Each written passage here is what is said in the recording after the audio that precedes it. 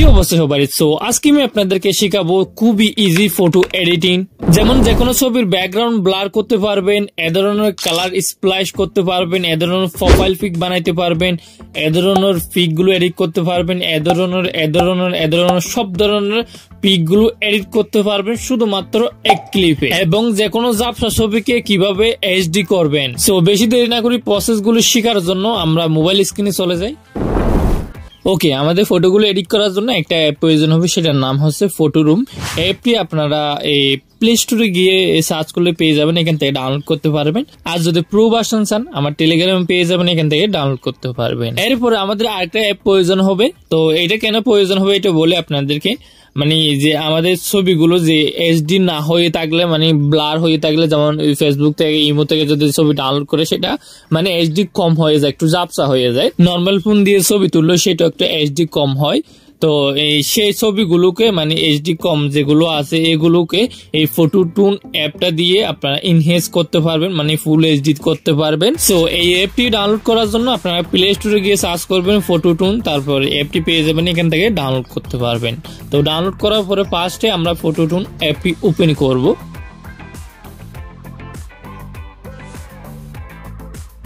অ্যাপটি ওপেন করার পর অটোমেটিক গ্যালারি ওপেন হয়ে যাবে। গ্যালারি থেকে যে ছবিটা এইচডি করতে চান এই ছবিটা সিলেক্ট করবেন, তারপর উপরে টিক মারে ক্লিক করবেন, তারপর নিচে এই অপশনটার মধ্যে ক্লিক করবেন, তারপর কিছুক্ষণ ওয়েট করবেন।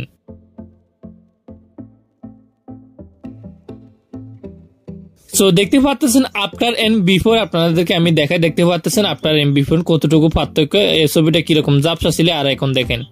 তারপর এখানে সেভ অপশনে ক্লিক করে ছবিটা সেভ করে নেবেন। এরপর এখান থেকে ব্যাক আসবেন, ব্যাক আসার পরে ফটোরুম অ্যাপটি ওপেন করবেন।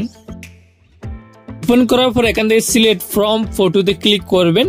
দেন এখান থেকে গ্যালারি থেকে যে ছবিটা মানে এডিট করতেছেন এই ছবিটা সিলেক্ট করবেন। আমি যে ছবিটা এনহ্যান্স করছি এই ছবিটা সিলেক্ট করছি। এরপরে দেখবেন ছবিটার ব্যাকগ্রাউন্ডটা অটোমেটিক রিমুভ হয়ে যাবে, একদম পারফেক্ট ভাবে রিমুভ হয়ে গেছে, দেখতে পাচ্ছেন। মূলত এই অ্যাপটার অতটা জনপ্রিয়তার কারণটা হচ্ছে এই অ্যাপটার মধ্যে যে কোনো অবজেক্ট বা ছবির ব্যাকগ্রাউন্ড মানে একদম পারফেক্ট ভাবে রিমুভ করে দেওয়ার জন্য এই অ্যাপটা মানুষ বেশি ইউজ করে। এখানে ট্রান্সপারেন্স এই অপশনটার মধ্যে ক্লিক করলে তারপর নিচে সেভ অপশনে ক্লিক করলে ছবিটা পিএনজি হিসাবে সেভ হয়ে যাবে। সো এই অ্যাপটা দিয়ে এডিট করার জন্য একটু নিচের দিকে নামবেন, নামার পর এখানে ব্লার অপশন দেখতে পাচ্ছেন, এখানে ক্লিক করবেন।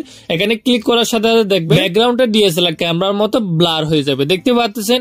আগের ছবিটা দেখেন আর ওখানের ছবিটা দেখেন কত সুন্দরভাবে ব্লার হয়ে গেছে, মানে ব্যাকগ্রাউন্ডটা। এছাড়া এখানে আরো অন্যান্য কালার রাখতে পারবেন, এই কালারটাও আপনারা রাখতে পারবেন। কালার স্প্লাইশ এই কালারটাও মানে ছবির মধ্যে খুবই সুন্দর লাগে, মানে ছবিটা এই কালার থাকবে আর ব্যাকগ্রাউন্ডটা ব্ল্যাক কালার হয়ে যাবে একটু।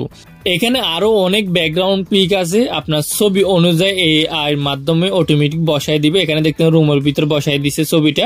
তো এরকম আরো পিক আছে আপনার, মানে ব্যাকগ্রাউন্ড পিক আছে আপনাদের ছবির মাঝে যেটা এক্সিস্ট করে সেটা ডাউনলোড করবেন। একটু নিচে নামার পর দেখতে পাচ্ছেন প্রোফাইল পিক, এখান থেকে প্রোফাইল পিক ডাউনলোড করতে পারবেন। অনেক রকম ডিজাইন আছে, এখান থেকে আপনারা যেটা মন চায় সেটা ডাউনলোড করবেন। ডাউনলোড করার পরে ইমো, হোয়াটসঅ্যাপ, ফেসবুক, ইনস্টাগ্রাম যেখানে বসাইতে চান প্রোফাইলে সেখানে এড করতে পারবেন পিকটা। ছবিগুলো ডাউনলোড করতে চাইলে কিভাবে ডাউনলোড করবেন, ডাউনলোড করা সিম্পল।